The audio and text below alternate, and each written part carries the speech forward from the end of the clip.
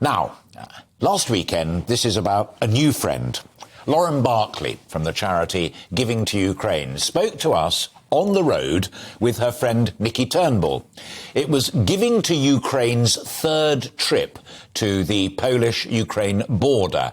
Met her online through another friend, Matt Millen, who's also involved in the Ukraine equestrian charity effort. Now, Lauren, importantly, is an up-and-coming freelance journalist. So we were so amazed at what she had to say that we invited her to produce a short video report of her own about what she and Nikki saw and did. And I'm delighted to say she accepted. And for those listening on radio, this following report does contain interviews that are not in English. Now, you can watch it in its entirety with subtitles later on YouTube. And I very much hope that you do. So, first of all, here's the video, and then I'll have a quick chat with Lauren afterwards. Російські нас збивають. Ага, нас збивають. Кого? Українців? Угу. Вони хочуть знищити Україну нашу. А в Польщі що ми робимо? Ми тут, щоб нас російські не били.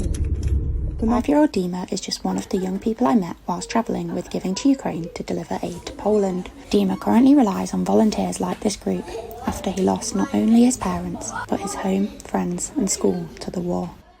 Now living in a home set up for orphaned Ukrainian children across the border in Poland, donations of aid are essential to children like him. Kyiv, Odessa, many city, the bomb, and we escape and another people to the Poland. Right now it's 31 children here and 10 adults women, and maybe another 30 live here. Like many volunteers supporting refugees in Poland, Peter relies entirely on donations of aid and food to continue the work he is doing. Giving to Ukraine are one of the groups helping people like Peter. When the war began, Stephen, whose daughters are keen horse riders, reached out to the equestrian community with an idea to fill horse boxes with aid and take them to the border. Quickly, this gathered momentum, and soon a convoy set off. We went out the first time with 8 trucks. What we saw at the centres stays with you. When you see 1,500 mothers and children all with nowhere to go, nothing to do, bewildered, no future, it stays with you. This trip is the third since the war began and saw the team travel over 2,217 miles, delivering 5 lorries of aid and spend an extra $30,000 on food and essentials for refugee centres whilst there. The Giving to Ukraine team have made it to their first stop in Poland, where they're currently delivering medical aid to ERMED, who are the Polish equivalent of the British Red Cross. ERMED then deliver this medical aid across the border, sending in paramedics and doctors to help those injured. On the final stop of the trip, the team visited Poznan. Here they don't only provide emergency aid, but continue to work to support those now living in the area. Anna arrived here in April and now works as a volunteer in the centre, supporting other mothers and children who, like her, had to escape the war. Ми якось не вірили, що буде так страшно, і вирішили залишитися. І чекали, поки переводити чекали, може закінчиться. І так воно все гірше і гірше було. Почали бомби кидати з самоліта. Так аж стіни тряслися. Ми в коридорі між 2 стінами. А деколи, коли треба було за водою йти або за їжею, дитину в підвалі залишали. Ми їй писали номер телефону. With the recent increase in bombings across Ukraine and cold weather setting in, those in Poland are preparing for many more refugees to cross the border in need of assistance.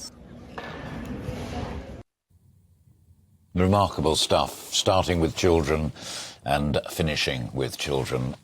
And the author of that report, I'm delighted to say, Lauren Barkley, indeed joins me live now. Thanks for accepting the commission and thanks for doing it. And it was lovely to see Stephen Barnes there again, who has also been on the programme. For me, the headline from that report was that the danger remains. It's very easy for us in the UK to talk to senior politicians in Ukraine, various negotiators and diplomats. I had one on the programme just yesterday. But for those ordinary people that you're dealing with, particularly the woman at the end saying, the danger is very real and it's still going on now, whatever you see in the newspapers. Does that shock, surprise or upset you? Yeah, I think one of the things that's definitely noticeable talking to them there is that it isn't over. And I think we've lost a lot of media that was surrounding the war because it's going on, and there's other news stories, but it's definitely not over for the people there. And even whilst we were visiting the orphanage, Peter, who ran it, got the news that 30 more children were going to be joining that day because of the bombings that happened last week. The mother that was there, although she was volunteering in the centre, she didn't know where her husband was.